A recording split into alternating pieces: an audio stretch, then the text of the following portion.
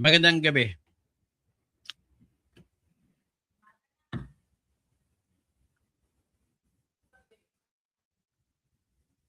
Magandang umaga pala. Magandang umaga po mga kaibigan. 1:30, pero napipilitan ako na mag-live sa ngayon. Dahil po, ngayon ang eksaktong oras, nakaraang taon, na nililipad na sa eroplano ngayon si Digong Duterte nung nililipad papuntang Diheg. Kaya pag-usapan natin. Sa aking pong matalinong scientifica na pagtingin sa kaso, ano ba ito? Meron akong problema.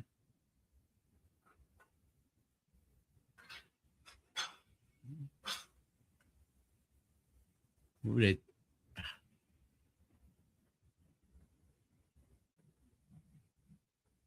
I-remove ko ba? Ang maganda siguro ay, yan ko muna ha. I-restart ko muna, i-restart. I-restart ko muna, Kakumaro.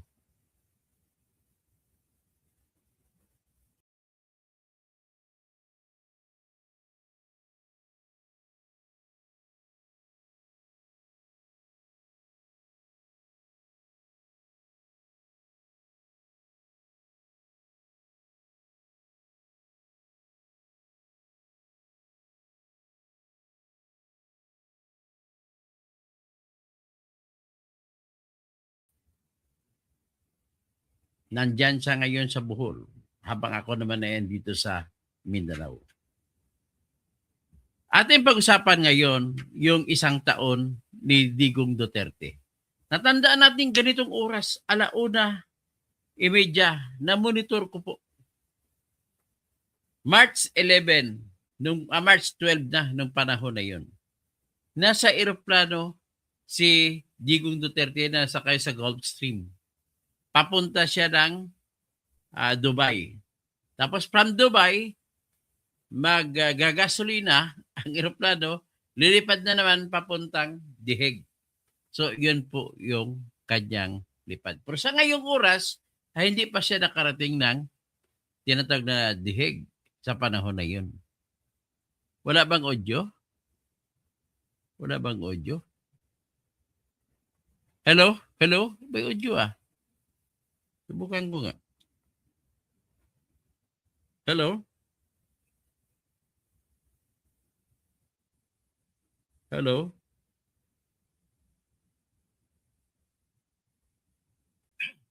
Meron na. Magandang gabi po. Meron, no? Ating pag-usapan po. So anyway, this is my analysis. Ang pundasyon ng analysis ko po ay dahil sa kaalaman ko sa batas. Lalo na sa batas ng ebidensya. Ang batas ng ebidensya sa Pilipinas ay hindi rin naiba sa batas ng ebidensya sa Diheg, sa International Criminal Court. Kasi yung Diheg, ang mga judge doon ay hindi po sila jury, kundi mga judges. So nagbabase sila sa kung anong ebidensya. So may sa bumimit, alaikum assalam. Sabi niya, Tony Toto, solid supporter nyo from Basilan. DDS, all the way. Oh, sa mga tausog. Ano ba yung good morning, maray may naat ba? Good morning sa kwan. Marayaw. Tingnan natin ano ang good morning sa tausog.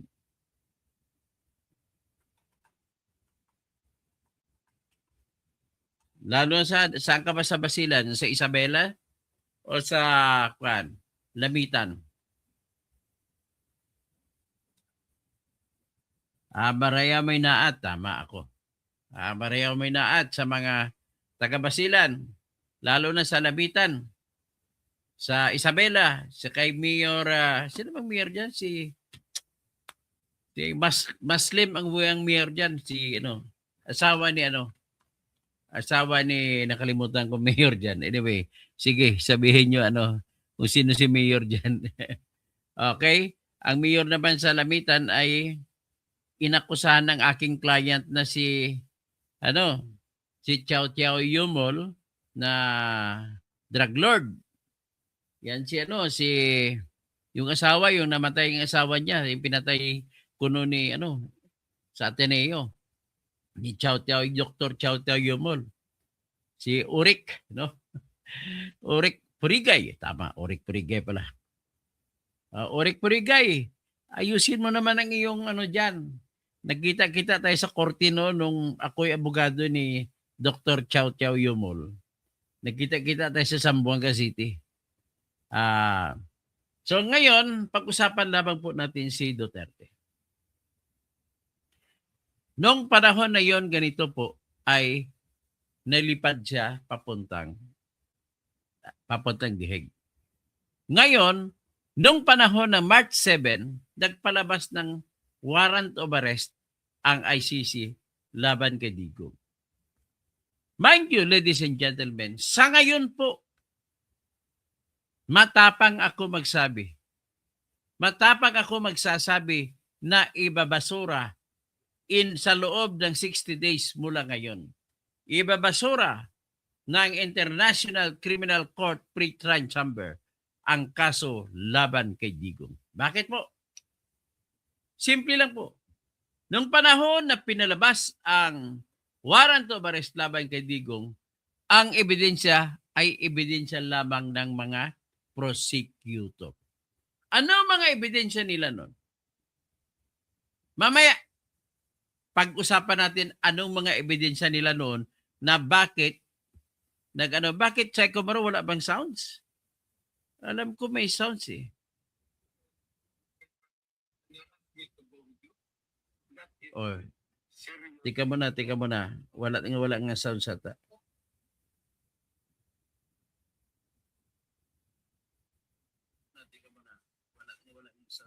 Meron naman na. Bakit walang sound sa iyo? Sige lang.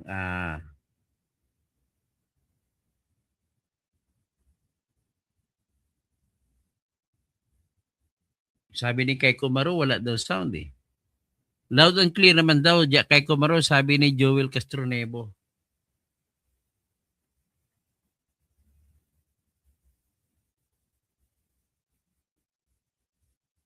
Okay, ulitin ko lang ha. Anyway, 7 minutes pa lang nakuhan. Ulitin ko lang para klaro. Sa panahon po, nung inisyo ang warrant of arrest laban kay Digong, noong March 7, ay ang ebidensya na ginamit, ebidensya lang nila. Wala pang ebidensya si Digong doon. Ngayon, ang baba po ng level ng ebidensya ang hinahanap para magpalabas ng warrant of arrest. Kumbaga sa Pilipinas, may tinatawag ang pag-warrant of arrest sa atin kailangan probable cause. Pag probable cause sa atin, tinaasan pa yung ginawa pang prima facie evidence with reasonable certainty of conviction. Yung probable cause po ay hindi po nalalayo yan sa ganitong sitwasyon. Na kung pag-ipon-ipunin mong ebidensya ay sapat na makonvict ang akusado, sakasakaling ang akusado ay hindi magpresenta ng kontra-ebidensya. Yan po yung prima facie evidence. So, kagaya riyan sa probable cause, malapit-lapit na dyan. Pero mas mababa ang uri ng probable cause. Pero naman sa tinatag dito sa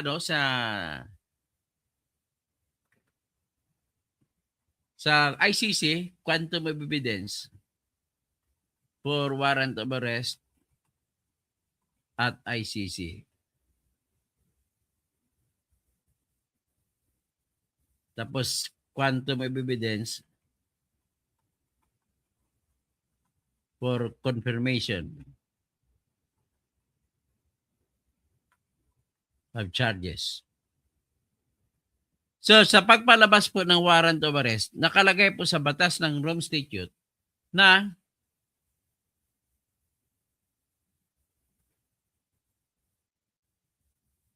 okay. Nakalagay po sa Rome Statute. Asan ba? Okay, stop operating. Bakit naman?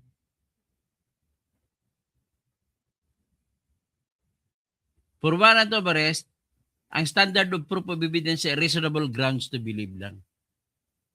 Basta may rason ka lang maniniwala na nag-commit ng crime si Digong. Mababa po yung level ng ebidensya na kailanganin. Pero sa kanila, magpapalabas sila ng warrant of arrest. Ngayon, ang kasunod na proseso nila ay yung tinatawag na confirmation of charges. I-prepare ng ICC prosecutor ang kanilang ikakaso laban kay Digong. Ang hindi mo kumali, 49 charges.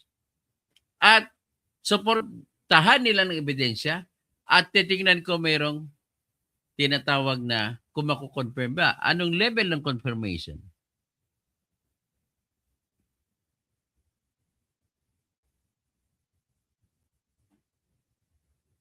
Sa confirmation charges naman, ang standard of proof is substantial grounds to believe.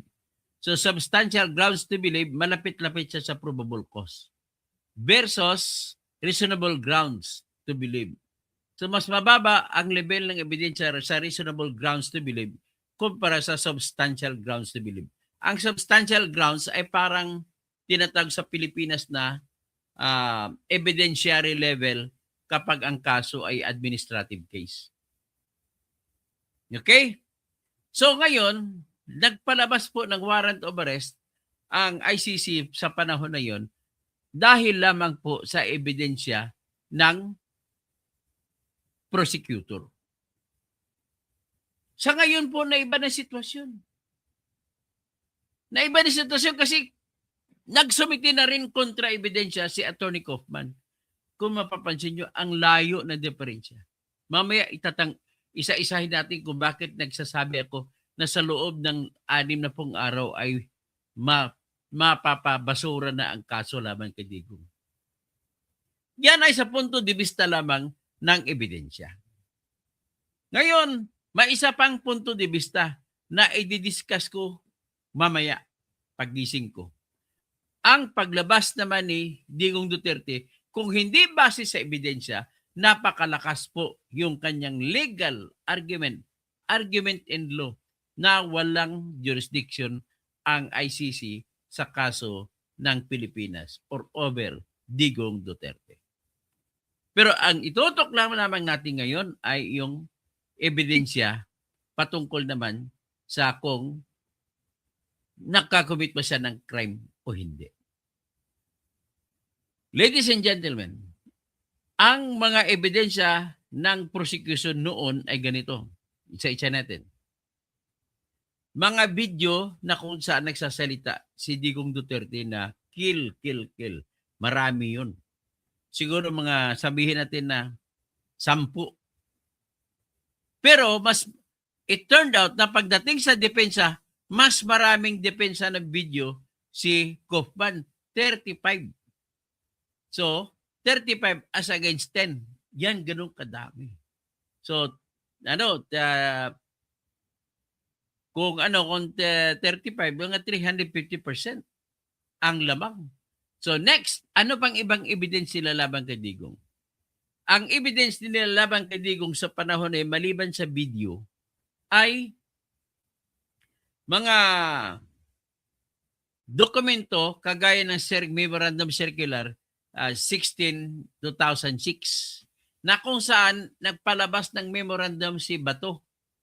Ang memorandum na laman ay Oplan double barrel na nagkikwento, nag-uutos sa lahat ng pulis na kailangan magkaroon ng neutralization.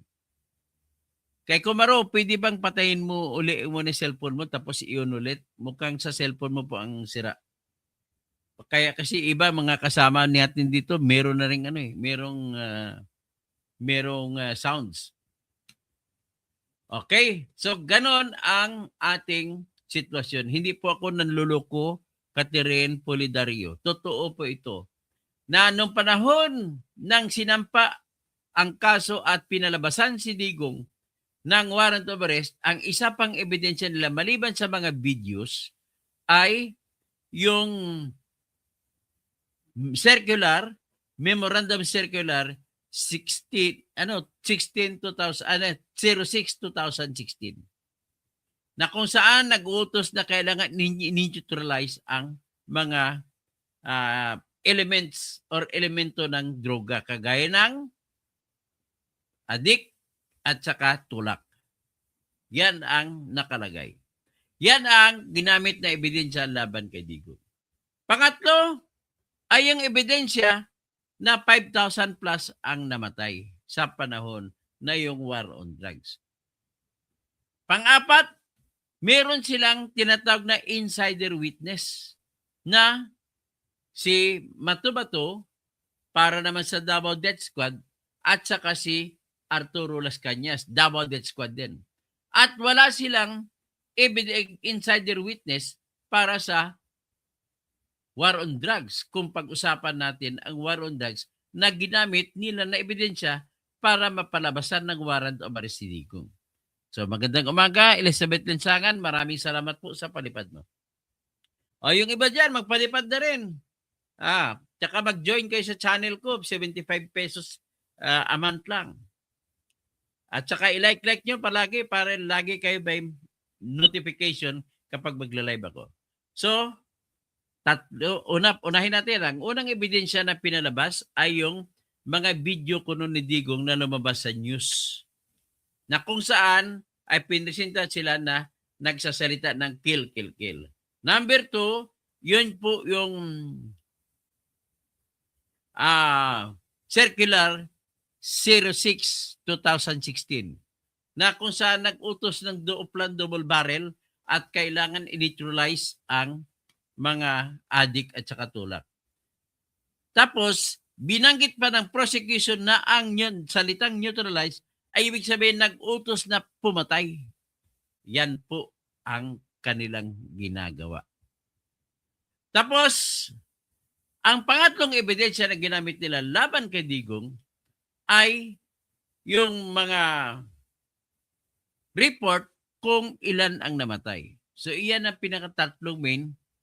Tsaka pang-apat, iyon po yung insider witness na nagsalita si Matubato at saka si Las Cañas. Wala na pong ibang ebidensya.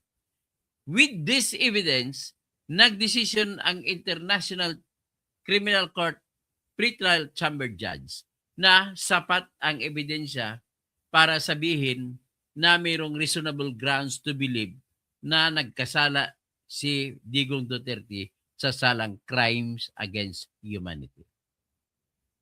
Ganon po sitwasyon ng araw. Ngayon, naiba ang sitwasyon. Nakita mo naman ninyo, natunghayan ninyo sa presentasyon ng depensa. Anong nangyari? Sa naunang ebidensya nila ng video, nagpresenta ng video naman si Kaufman at lahat ng mga video na ginamit ng nag-akusa ay pinalabas niya rin. At naipakita niya na ang mga bidyong ito ay pinalabas ng mga bias na media sa Pilipinas. Kasi ano nangyari? Sa dulo kasi ng video, kapag itinuloy-tuloy mo play, patugtugin mong mga video kung buo, sa dulo, halimbawa sinabi ni Duterte, kill, kill, kill. Sa karugtong nun, but if you will kill without justification, there will be hell that awaits you. Yan ang sinabi niya sa mga pulis. Ang laki ng pag-iiba, no? So because of that, naging zero ang epekto ng video nila. Ano sa tingin nyo kung maging zero yung epekto? Kasi ginamit nila ebidensya yung video eh. Isa ngayon, nang pinalabas ni Kaufman, ang dulo pala ng video yun, nagsasalita si B. Duterte. Patayin nyo. Pero kung pumatay kayo, sa dulo, kung pumatay kayo, na walang dahilan, ay kakasuhan kayo. There will be hell waiting for you. Merong impyerno na naghihintay sa inyo. Yan po, klarong sabi. Diyan pa lang tayo mag-usap, tumba na kagad ang kaso laban kay Digong. Yan pa lang ha. O ngayon, pangalawa, yung mga inutos na maraming namatay, 5,000, hayaan na lang muna natin yan kahit hindi na kontra ni Kaufman yan. Pangatlo, yung Circular 06-2016, pinresenta rin ni Atty. Kaufman. Ang ginagawa po, sabi niya, ng mga prosecutor ay tinatago yung ibang laman ng memorandum circular. Nakalagay sa memorandum circular na kailangan mag-operate ang lahat ng pulis para ma-neutralize ang mga adik at tulak. Ang problema lang, pinresinta ni Kaufman na yung kaparihong memorandum circular, sa ilalim nito may nakasulat na kapag gumawa kayo ng masama ay kakasuhan ang mga pulis. So, dalawa na. Ibig sabihin na neutralize na. O, ano pang isa? Ang isa, yung mga insider witness. Sila ni Matubato. Sila ni sa ngayon, meron silang bagong witness. Si Ruina Garma. Tapos si Arturo Las Cañas. Anong sinabi naman ni Kaufman? Ang mga testigo po nila ay grabe po, napatunayan na rin na ginastusan ng gobyerno para makapunta lamang sa dihig.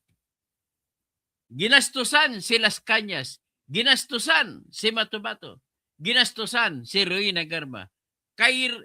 Sinabi ni Kaufman, paano mo gagamitin na tama yung mga testigong ito na nagsasabi ng totoo na kung sila mismo ay nagsasabi na libo rin ang pinatay ng bawat isa? Pagkatapos, si Ruina Garma, pinaalis siya mula sa Manila, ay isang araw, pinapunta mo na ni Boying Rimulya, pinapunta niya sa Malaysia. Pagdating sa Malaysia, kinabukasan lumabas ang warrant of arrest laban kay Ruina Garma, kasama niyang iba na si Santi Mendoza na pulis, na colonel, dahil sa pagpatay nila kay Wesley Barayuga, kay General Wesley Barayuga. Akalain mo, si Ruina Garma, na kriminal sa Pilipinas, gagawin nilang testigo, so sira ang credibility. Doon na lang tayo mag-usap sa apat na uri na yun. May iba pang depensa si Kaufman. Susunod sa tingin nyo, noon, na palabas ang warrant of arrest, wala pa yung ebidensya, kontra-ebidensya ni Kaufman. Ngayon, may kontra-ebidensya na. Ano na ngayon mangyayari? Natural, ibasura. Di ba? Natatawa lang ako sa inyo. I'm laughing at you. Julian Nichols. Attorney Julian Nichols, all that you said when you delivered your speeches to confirm the charges against Digong Duterte, you lack fire. You were not eloquent in speaking. And it turned out that you were turned upside down by Attorney Kaufman because it was proved that you just spliced or cherry-picking. You cherry-picked the parts of the video that you wanted to use in order to prove that Duterte was guilty. And yet, Kaufman was also very good enough to prove that the later part of the videos that you presented showed that Digong was saying, kill if you do not have any justification and there will be hell waiting for you. Yan ang sinabi ni Digong Duterte. Ha? Lumalabas ang pagkadugong maranaw ni Duterte. Ano kayo? What can you see now? Prosecutor Mami Menjaye Nyang. What can you now say? It clearly shows that you were only taken for a ride by Trillanes. All your evidence turned out to be fluke. Turned out to be nothing. What will happen with your case? Remember, the only thing that kept Duterte there was your original evidence. But the problem is, your original evidence could be considered as only very few, and only very few were added unto it. And even if you will add new evidence or pieces of evidence you gathered, the problem is many of those evidence tend to exculpate or absolve Duterte. Kagaya ng nagpresenta sila ng ebidensya, yung pagkapatay kay Kian de los Santos, at saka yung dalawa pang tao, bata, pinatay. The fact that you presented proofs that the 3 policemen who killed Kian de los Santos were convicted by the RTC of Caloocan, and now whose sentences were affirmed by the Supreme Court, and they are now inside the National Bilibid, proves one thing, that Duterte did not consent to the killing of Kian de los Santos. Kung ganon, hindi niya pala hinayaan na mamamatay si Kian de los Santos, at kung may ebidensya, pinoprosecute niya rin. So how can you say that there is this common design, common plan for Duterte and company? Sino yung company? Co-perpetrator daw.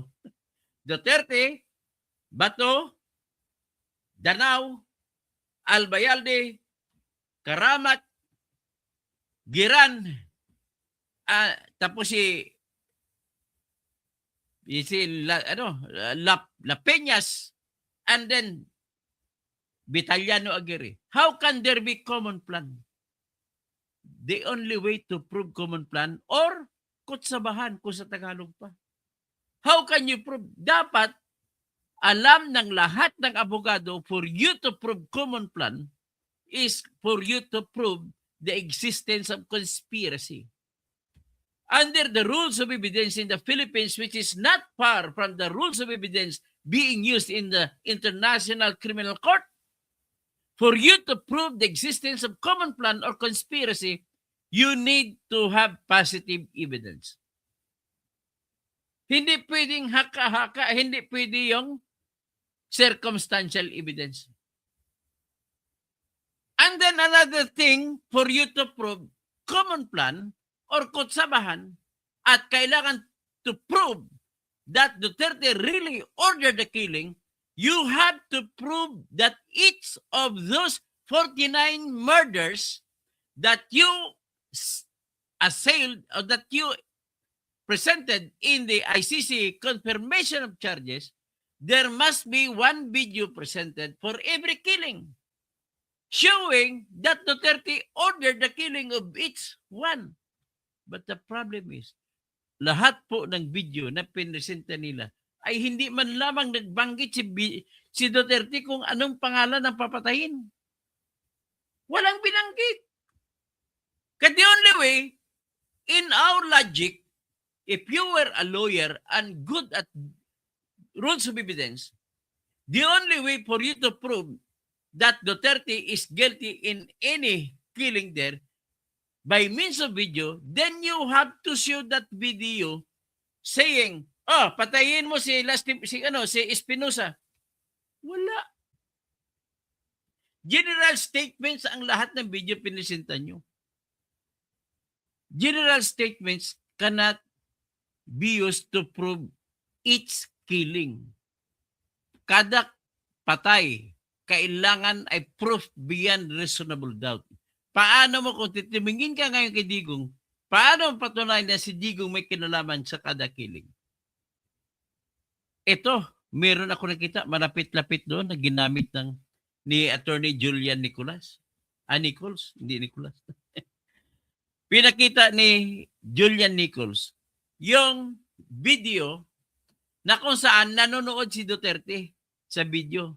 Nakikita yung mga 3 lalaki na pumapasok sa palengke sa Davao City. At pinatay. Pagtapos pinatay, umalis. Pinipresent nila na habang nanonood si Duterte, hindi pa raw nangyayari ang pagpapatay. May inutusan daw si Duterte na pumatay, at para masiguro na sinusunod ang utos na pumatay sa Davao, ay pinapanood niyang CCTV.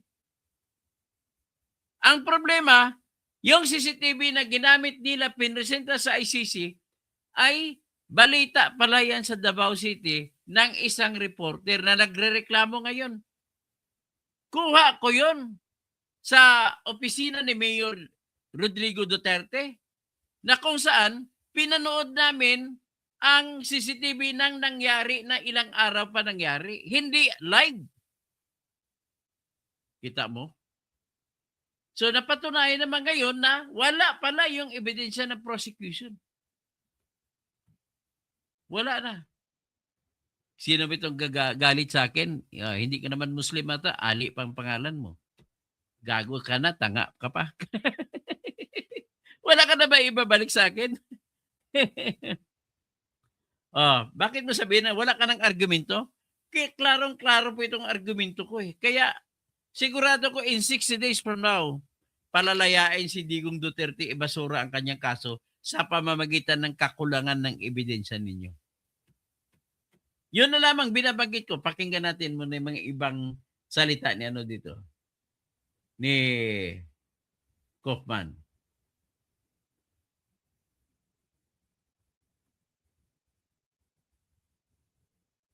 Pagkatapos, ang isa pang pinresenta ni Attorney Kaufman ay hindi nila mapakita, nagtatarget si Duterte ng mga sibilyan. Bakit? Pinakita ang detalye ng aresto, na aresto 97%, ang namatay ay 3% lamang. Anong klase itong mga ebidensya ninyo?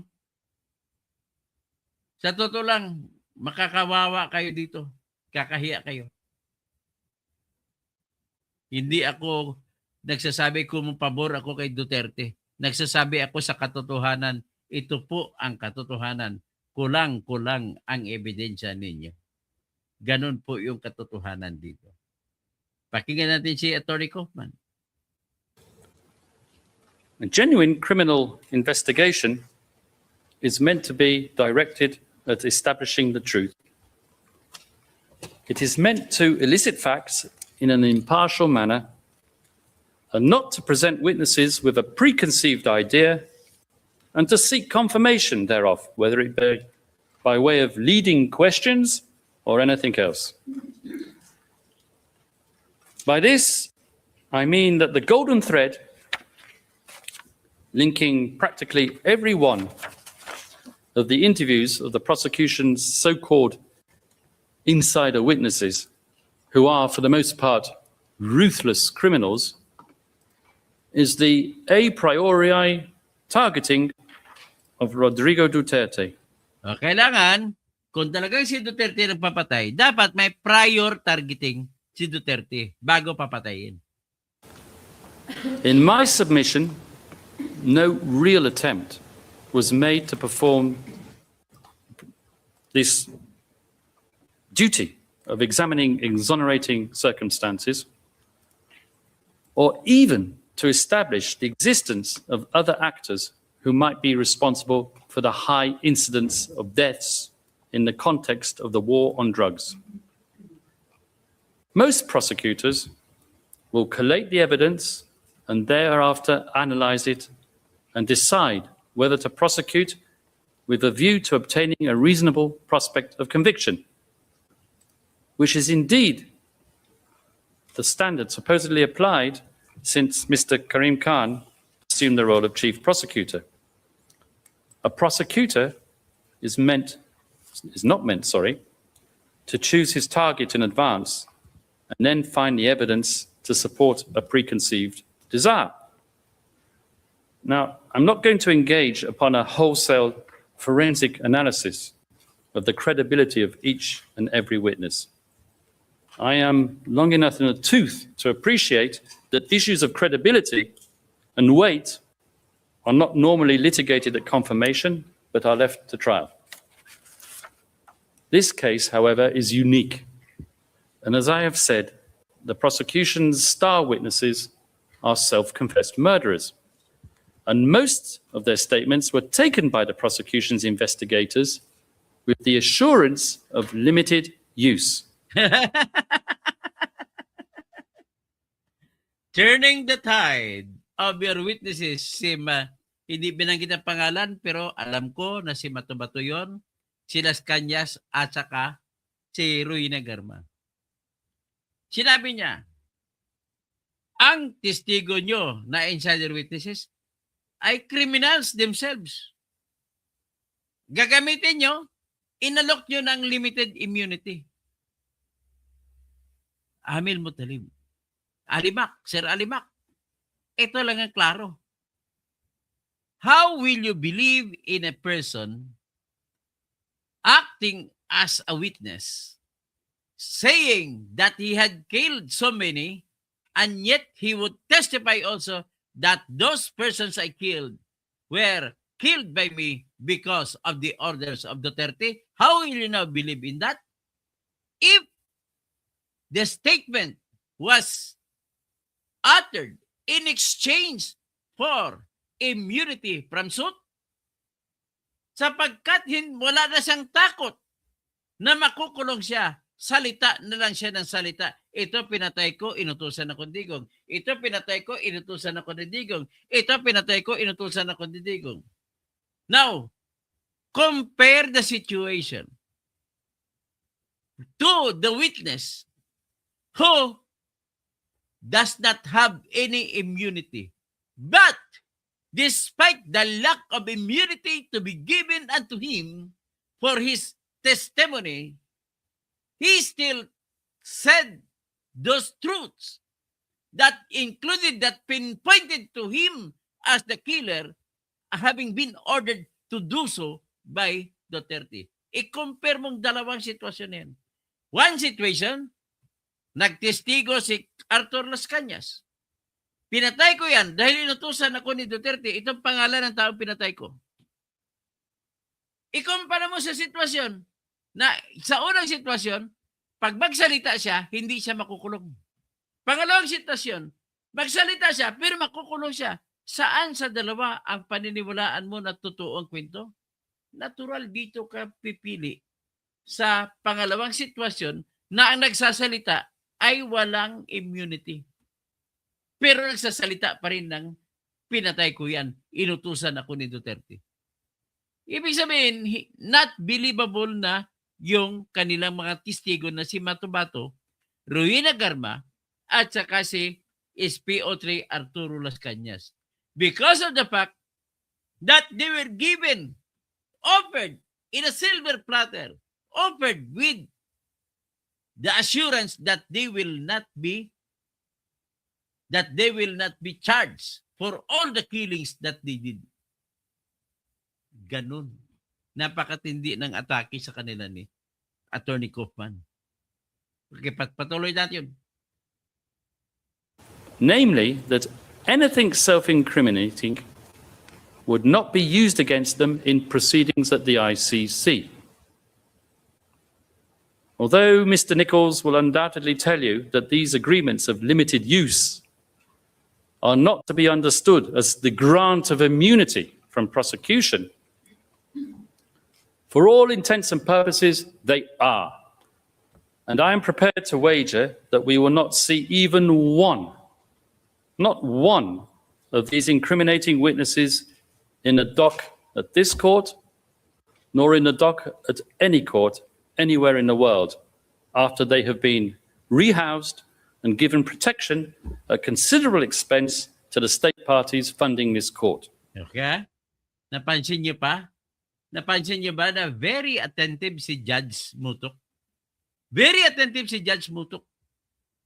Napakaganda ng argumento ni Attorney Kaufman. Maniniwala ba kayo sa testigo na ito? Who himself has killed so many? And then he will be uttering those statements we consider as self-incrimination, because whenever he speaks, he would speak that I killed those, I killed those, I killed those, because I followed the order of Duterte. Nevertheless, even if it was ordered by Duterte, it is still considered nothing but a class as self-incriminating testimony. So, ang punto ni Nick Kaufman, how will you believe in these witnesses who agreed to speak in exchange for liberty? despite the fact that they will be admitting that they killed so many persons, hundreds of persons. Ganon pong argumento ni Nick tungkol naman dun sa kanila ni Arturo Las Cañas, tungkol naman kay Matubato, tungkol kay Roy de Garma. Ngayon, ladies and gentlemen, before I proceed, let me just leave you this principle called res inter alios acta. This is a Latin word that says that one person cannot be tied by the statement of another person if there is no separate evidence that would show that the two persons are in conspiracy with each other. So paano? Ano bang ebidensya nila na may pakita na nahiwalay na ebidensya na si Matubato at saka si Las Cañas ay pumatay sa utos ni Digong? Hindi ko ma-imagine kung ano merong ebidensya. A statement by one witness can never suffice to prove beyond reasonable doubt na meron silang kutsabahan. It must be an evidence in the form of document, number one. Number two, object evidence. Like for example, cellular phone, nag-text, napatunayan, cellphone na number ni Digong, nag-text kay Las Cañas, patayin mo si gano'n, patayin mo si gano'n. Those are the kinds of evidence that you may use to prove conspiracy between the killer and the mastermind. Paano kasi ang problema ninyo, kinasuhan ninyo, kulang-kulang kayo ebidensya sa ICC, and the best that you can do, or the best that you can hope for, is to charge Duterte with the participation as co-perpetrator. Iba yung direct perpetrator, iyon yung killer mismo. Kaya kung co-perpetrator, there is that another co-perpetrator beneath, kasi indirect si Digong. So sa ilalim niya, may direct co-perpetrator. At sa ilalim niya, iyan po ang nakakonect sa perpetrator. Ilang layer ang iyong dadaanan para mapatunayan mo na may connection from the indirect perpetrator to the perpetrator. Alam naman natin, hindi na natin siguro sabihin, you need not be a lawyer in order for you to know that punishment will be upon those who are personally liable. Because criminal liability is personal to the criminal. Kapag hindi mo patunayan ang personal niya ng partisipasyon by proof beyond reasonable doubt, mahirap po magpatunay ng circumstantial evidence ang gamit. Lalo na ngayon, na ang ebidensya mismo na pinresenta ng prosecution na nagsasabi, meron sila mga videos na nagsasalita si Digong Duterte na nag-utos, kill, kill, kill, kill, kill. But the problem is, sa dulo, nabisto sila ni Atty. Kaufman, sa dulo ng mga videos na yon, may karugtong. But if you kill without justification, there will be a hell to pay for you. Sinabi ni Digong yan. So ngayon, ladies and gentlemen, ito pong sitwasyon. Paano ngayon nila mapapatunayan? So dahil sa hindi nila mapatunayan ng confirmation of charges, mawawasak, mauwi sa wala ito.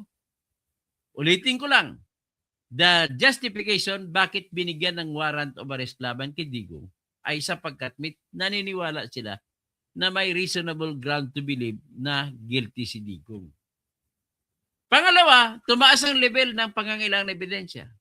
Sa confirmation charges, umangat ng isang antas. Kailangan mayroong tinatawag na substantial ground to believe na si Digong ang gumawa. No? Mas mataas ang reasonable. Reasonable lang ay pwede, sabihin mo pwede siyang gumawa. Pero pag nagbatuhan na ng ebidensya, kontrahan na, kailangan ma-maintain ng prosecution yung level ng ebidensya nila At kailangan mas mapataasan pa kasi ang substantial level ay parang substantial evidence yan sa administrative code sa Pilipinas. Substantial evidence is defined as that amount of relevant evidence that is sufficient for a fair-minded person to conclude that the thing is it is. So wala. Ang hirap. Kaya ngayon palang tiniterminuhan ko na. Pare-pareho lamang ang ating sukatan ng ebidensya sa ICC saka sa Pilipinas. Ang dami nilang ebidensya na pinasilunel, hindi 1,200 pero mga less than 1,100 plus. But the problem is, sa 1,100 plus na ebidensya pinakita nila, 300 plus dyan na ebidensya ay ginamit ni Atty. Kaufman bilang pabor kay Duterte. Ang tawag dyan ay exculpatory evidence.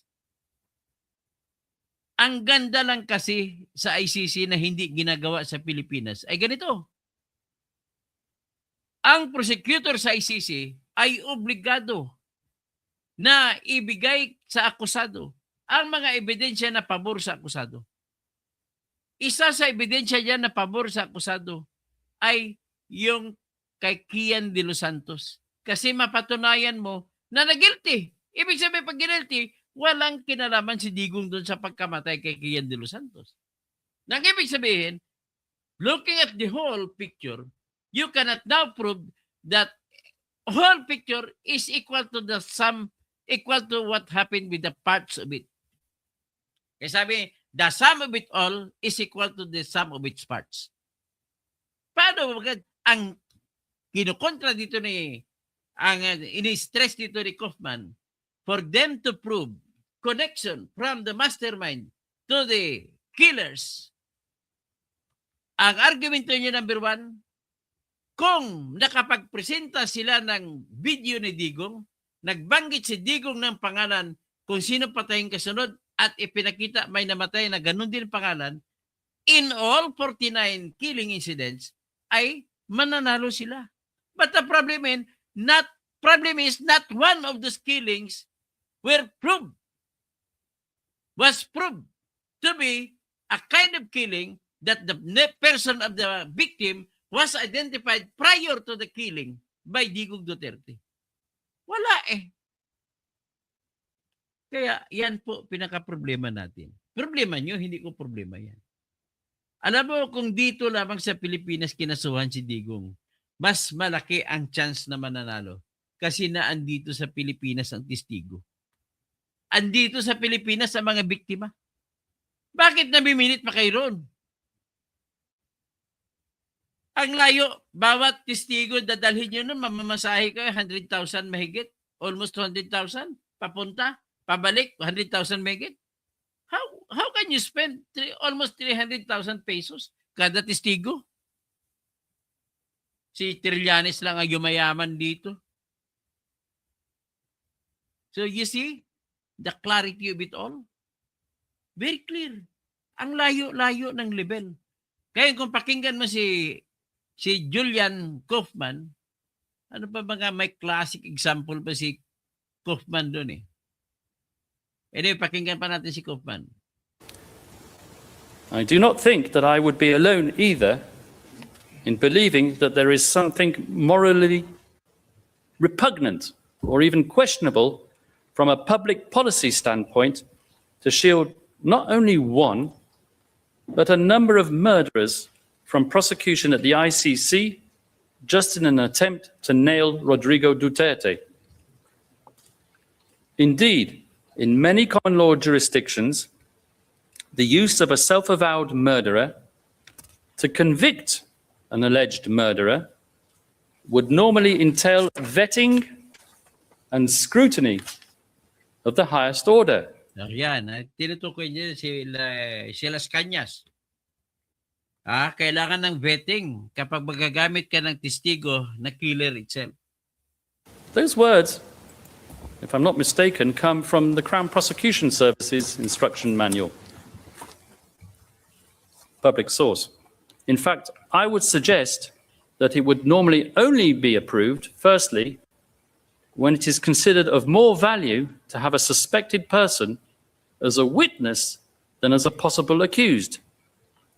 Secondly, whether obtaining the conviction of an alleged murderer is more important than the release of a self-confessed murderer.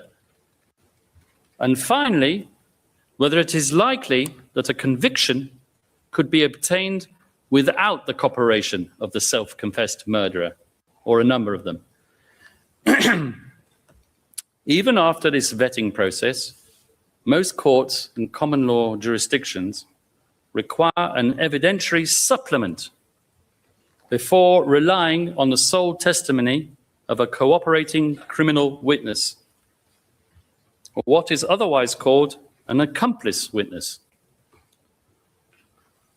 Such an evidentiary supplement, in legal parlance, is called corroboration, and rules exist governing what may be deemed suitable corroboration.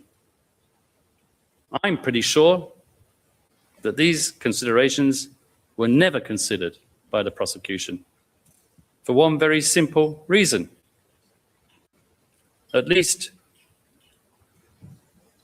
two of the most prominent accomplice witnesses were offered up to the prosecution on a silver platter, and I cannot say by who in open session.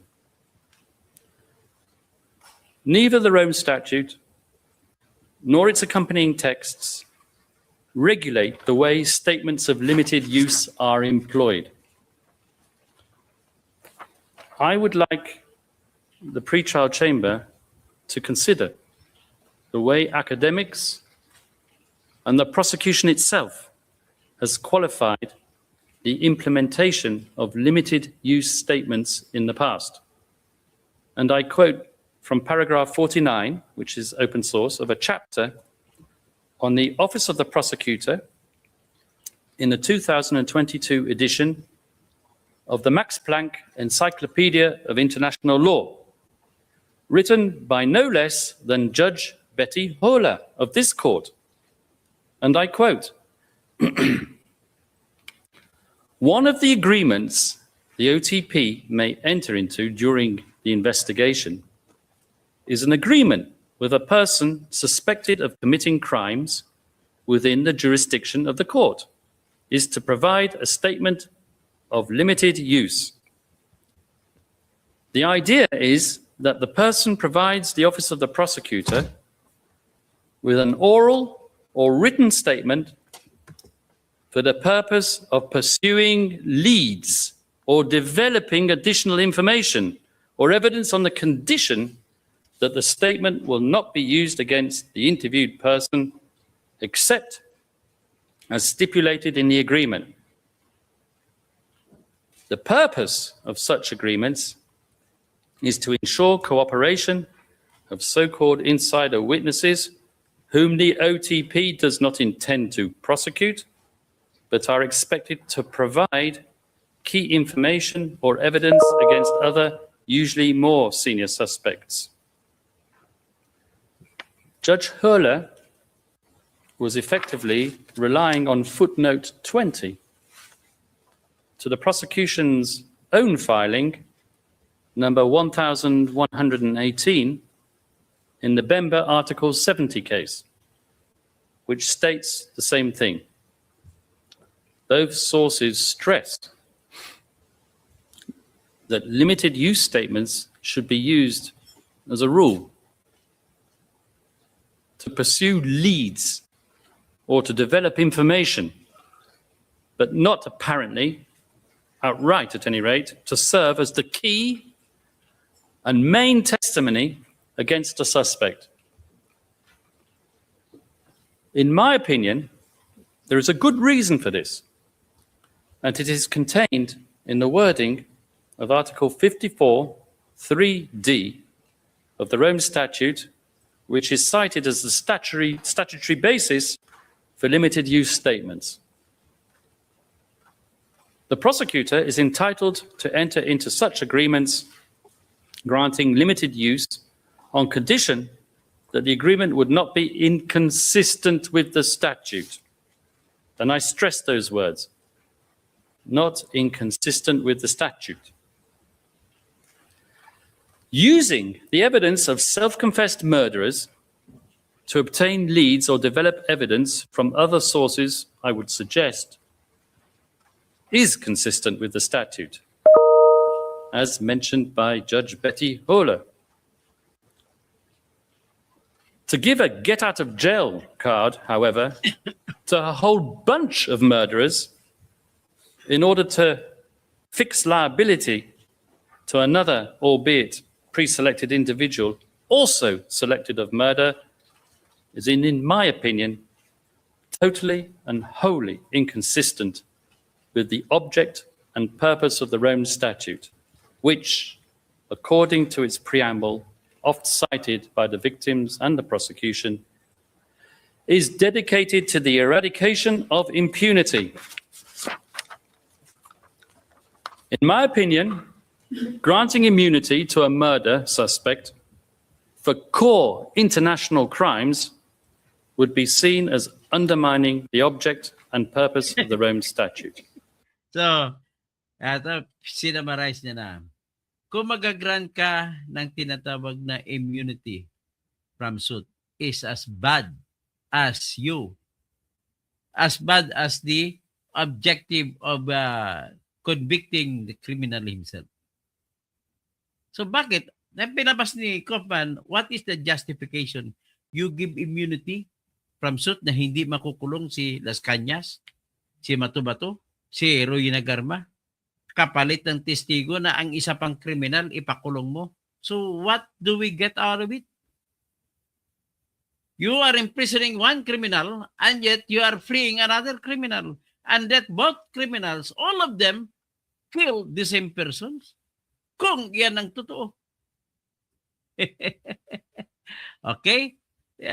Bali, ganun po ang kita. Ngayon, let us visit the justification given by the pretrial chamber when it issued warrant of arrest. Ito, i-review natin, i-compare natin ngayon sa mga nagsilabas na mga depensa.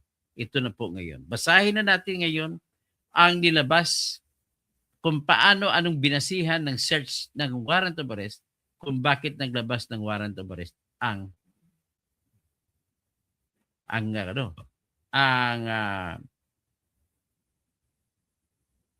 ICC pretrial chamber judge. Ito starting tayo sa paragraph 18. Sabi niya, as shown below, ito po yung warrant of arrest laban kay Duterte. Yan. Warrant of arrest, Mr. Rodrigo Roa Duterte. Yan. So ito po yung order. Tignan natin sa justification written in paragraph 14. Paragraph 18. Sabi nito, as shown below, the chamber finds reasonable grounds to believe that in his role as the head of the DDS and subsequently the President of the Philippines, Mr. Duterte used the direct perpetrators of the crimes as tools of the crime. So ngayon, yan pala ang ginamit na dahilan ng ICC pretrial chamber judge. In other words, naniwala lamang ang pretrial chamber judge doon sa presentasyon ng prosecutor. Ang problema sa ngayon, na-debunk na ni Attorney Kaufman. So ito na ngayon ang nangyayari. Por Diyos por Santo. Ngayon, sinabi dati na there was reasonable ground to believe that in his role as the head of the DDS and subsequently the President of the Philippines, Mr. Duterte, used the direct perpetrators. Nung ipinaliwanag na ngayon pinisinta ni Kaufman na yung sinasabi ninyong mga video na kung saan nag-utos si Duterte na patay, pumatay, ay tinanggal pala ng mga media sa Pilipinas, kaya galit na galit si Kaufman sa media sa Pilipinas. Tinanggal, pinutol ang sa dulo ng video na nagsasabi, if you do your job not right, then there will be a hell to pay for you. Yan po ang utos niya sa mga Philippine National Police members. So, number 19, concerning the DDS, Duterte had de facto control over his unit, which was organized in hierarchical manner with the physical perpetrators at the bottom and Mr. Duterte at the top of the reporting line. Ito, bunga ito ng katotohanan na wala pang isinumiti na ebidensya pabor kay Duterte na kukontra sa kanilang ebidensya. Kaya, sinabi ito ng Pretrial Chamber, his influence was further reinforced by the fact that as the mayor of the city, he had control over the police in the city with the power to direct the functions of police investigation.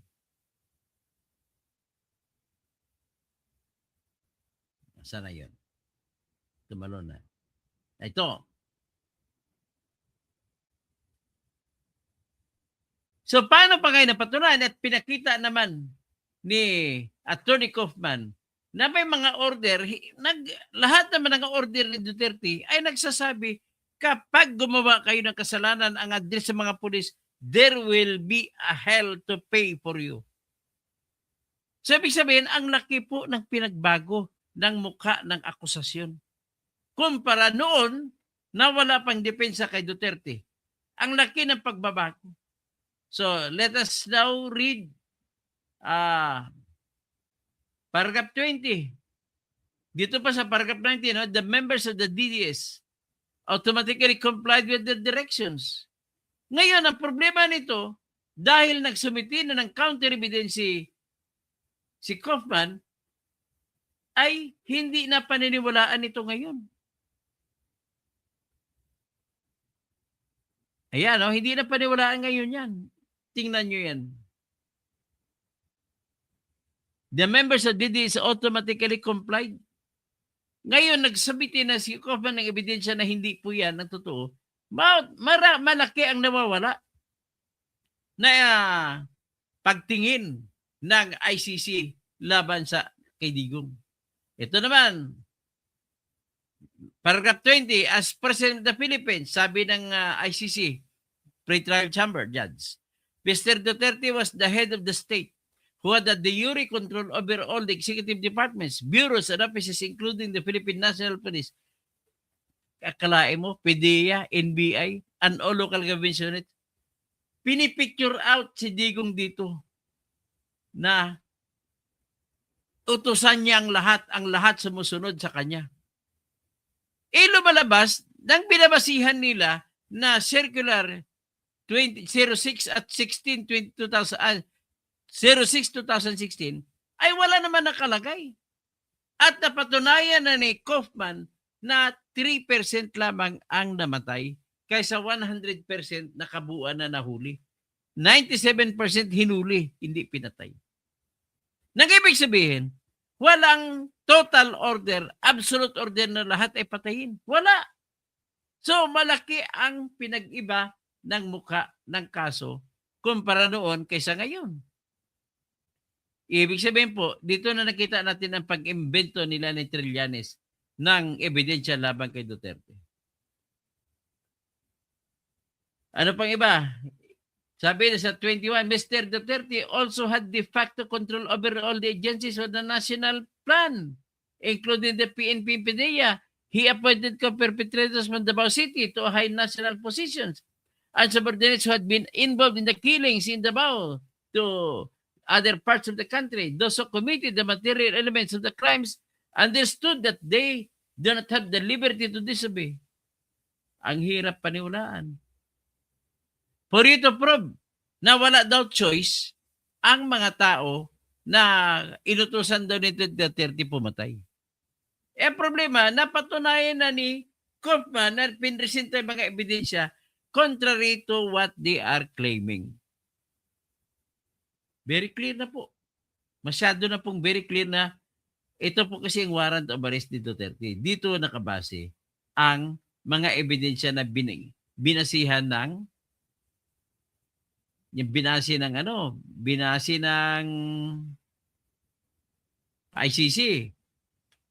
Sabi na, Mr. Duterte also took advantage of direct perpetrators' issues and concerns, such as being suspected of drug-related offenses. Asa ng ebidensya rito? Lumalabas na 97% hindi naman lang pinatay, nahuli, na rehab. So, yung akusasyon nila is now working against them kasi lumalabas ang ebidensya is showing otherwise. Furthermore, Dr. Duterte made essential contributions to committing the alleged crimes. Nag-contribute designing, siya pa doon nag-design ng project, nag-disseminate ng project, double barrel, walangs. Okay, that is very clear now. I predict, I stake my honor in this. Very clear na po. Na-debunk ang lahat ng binasihan. Lahat ng ebidensya na binanggit ng pretrial chamber sa pagpalabas ng warrant of arrest ay na-debunk. So with that alone, very sure na po ako na mananaig si Duterte dito. Ganun lamang po ang aking masasabi. So pasensya na po sa mga iba na nag-asam-asam na makukulong pa si Duterte. Pasensya na, Anal sa Gomez, kung tinatawag mo ako na fake news. Pinakita ko na sa inyo yung ebidensya mismo. Okay, maghanap pa tayo ng iba pang just to end this.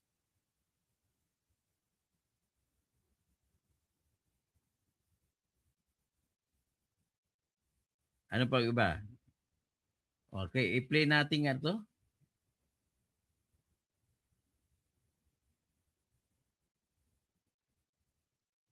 Pakita natin, subukan natin itong isa.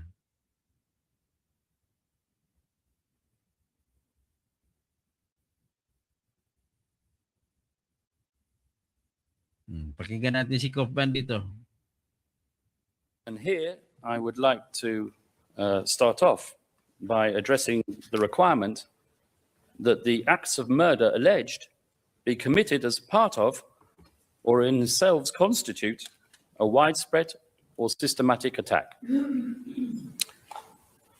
The second requirement is that these acts of murder be directed against the civilian population. With respect to the unique ICC requirement of an organizational policy, I would suggest that this concept has been conflated with the common plan, and as such, I shall address the matter later in my submissions. So, to start by reference to the widespread or systematic nature of the attack, I would like to draw your Honour's attention to the fact that Count 1 contains 9 incidents of murder in one city, Davao, hardly widespread. Ms. Robin Croft, in her submissions yesterday for the prosecution, Tuesday, told you that the widespread nature of Count 1 was evidenced by the multitude of bodies in a quarry, a mass grave. Well, the prosecution and the authorities in the Philippines have had years to continue its investigations since the judicial warrant was reimposed. I mean, they could have dug up the entire city of Davao, but all they have managed to produce, the prosecution on the matter, is a reference to Leila de Lima in a Senate committee where she talks about the discovery of a few human remains which could have belonged to World War II Japanese soldiers. The same goes for another witness's outlandish assertion. Yeah, sinabi pa niya, ang mga buto na nakuha ni Leila de Lima ay mga Hapon na namatay ng Second World War sa Davao. So, yan makikita ninyo. Patuloy pa tayo, pakinggan pa natin bago tayo mag-out. The bodies were thrown into the sea off the coast of Davao. Oh, may tinapon din mga bangkay sa Samal Sea. Well, the whole Gulf could have been dredged. But kailangan daw i-dredge, hukayin ang buong Gulf ng Davao para makita mga bangkay. One executed corpse has surfaced. As for counts 2 and 3, Ms. Croft showed us some maps with coloured dots to indicate the magnitude and geographical spread of what the prosecution alleges, without, of course, proving that they were extrajudicial killings not countenanced within the 49 incidents. Indeed, for this reason, there is nothing to link the charged incidents, those 49 incidents, to the wider picture. According to the appeals chamber, which confirmed a pre-trial chamber ruling on the matter in Bagbo, filing number 432 in the case record at paragraphs 35 to 36, any factual allegations outside the charged incidents, in this case, masses of generically alleged extrajudicial killings, must be proved to the required standard. And for this, NGO reports, academic statistics, and media articles are, as a rule, considered insufficient. Ms. Croft also screened images taken from the Duterte administration's PDEA report for the years 2016 to 2019, if we can pull that up now, which cite figures of the number of deaths of drug personalities in anti-drug operations without proving that they were illegally murdered. But she neglected to contextualize these numbers by reference to other parts of the same report, which show that in comparison to the number of arrests and operations conducted, the number of deaths are minimal. Please, if you will, show a bar chart that we have helpfully prepared with the figures and a pie chart with the percentages. Yan. 3% lamang ang namatay. 97% na inaresto, hindi. Pagkatapos, pinuna pa ni Kaufman na wala silang ebidensya sa pinakita na 5,000 deaths kung paano namatay. Very clear na po na wala talaga, tinumba talaga kayo ni Kaufman. Yan ang pinakamatindi talaga riyan. So, siguro naman, sapat na ito para maipaliwanag ko sa inyo na hindi na po mananalo yung inyong pangarap. Ay, si Frederick Natividad, kumusta ka na? O, yan na po, nagbabigay po ako ng GCash number ko. Nagpalabas ako po dyan. Kung yung iba magbigay din po. Kasi walang-wala talaga tayo, wala tayong kita. Na-disbar nga tayo eh.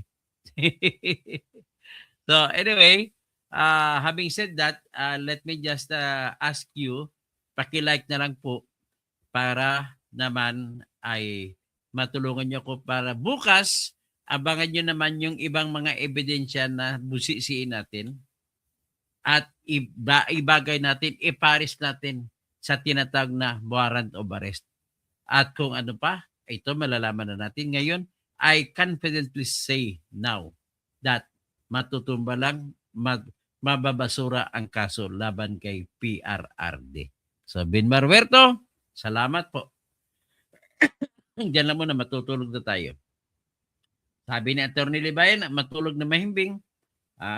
Kung gumising maaga